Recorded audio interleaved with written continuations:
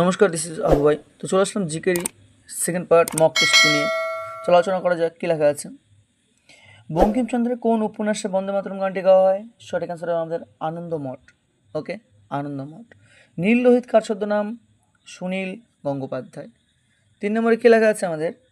পশ্চিমবঙ্গের সর্বোচ্চ শৃঙ্গ হবে সান্দাকফু। সান্দাকফু। ভারতের প্রথম তৈল খনন উৎপাদন কোথায় হয়েছে? ডিগবয়। ডিগবয়টা কোথায় আছে আমাদের? আসামে আছে। নেক্সট হচ্ছে লোকসভার অধ্যক্ষ পদত্যাগ করতে চাইলে পদত্যাগপত্র কার কাছে জমা দেবে? উপাধ্যক্ষ বা ভাইস স্পিকারের কাছে। সংসদের উভয় কক্ষের যৌথ অধিবেশনের সভাপতিত্ব কে করে? আমাদের সঠিক অ্যান্সার আসবে লোকসভার অধ্যক্ষ, যাকে আমরা বলি স্পিকার। লোকসভার অধিবেশন আহ্বান ও সমাপ্তির ঘোষণা করে আমাদের ভারতের রাষ্ট্রপতি। বর্তমানে কে আমাদের ভারতের রাষ্ট্রপতি? কমেন্টে জানা সবাই। লোকসভার অধিবেশনে সভাপতিত্ব কে করে? অধ্যক্ষ, যাকে আমরা স্পিকার বলি, লোকসভার অধ্যক্ষ। ভারতের সবচেয়ে বড় খাল হলো আমাদের ইন্দিরা গান্ধী খাল।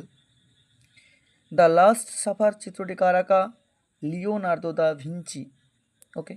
দেনা পাওনা কার লেখা? কার হতে পারে? চেষ্টা করো। তো সঠিক অ্যান্সার হচ্ছে আমাদের দেনা পাওনা লেগেছে রবীন্দ্রনাথ ঠাকুর। ভারতের প্রথম জলবিদ্যুৎ কেন্দ্র, অ্যাকচুয়ালি এটা শিব সমুদ্র কেন হবে? আমাদের প্রথম থাকে দার্জিলিংয়ের সিন্দ্রাপং, যেহেতু নেই ওই জন্য অ্যান্সার হবে শিব সমুদ্র। কলহন রচিত গ্রন্থটির নাম হলো রাস্তরঙ্গিনী। 14 নম্বরে কী আছে? কোন সম্রাট দেবতাদের প্রিয় ছিল? অশোক।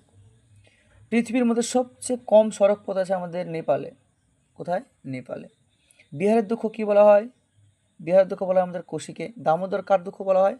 পশ্চিমবঙ্গ। ঠিক আছে, পশ্চিমবঙ্গের দুঃখ বলা হয় দামোদরকে, বা ভারতের দুঃখ বলা হয় দামোদরকে। আর ভারতের না, ছিল অ্যাকচুয়ালি পশ্চিমবঙ্গের।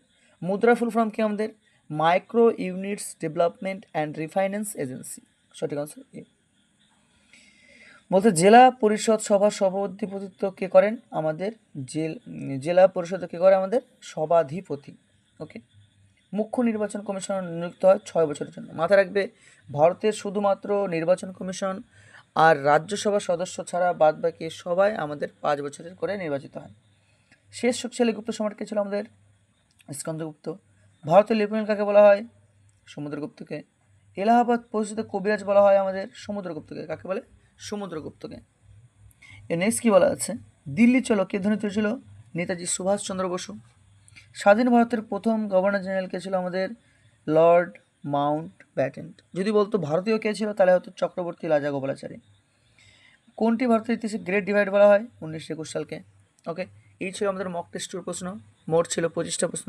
দেখা হচ্ছে নেক্সট মক 3 নিয়ে কালকে। ওকে, আজকের জন্য এইটুকু। গুড ডে, ভালো থাকো সবাই। দেখা হচ্ছে নেক্সট ভিডিওতে। কমেন্ট করো তোমরা কেমন লাগছে ভিডিওগুলো।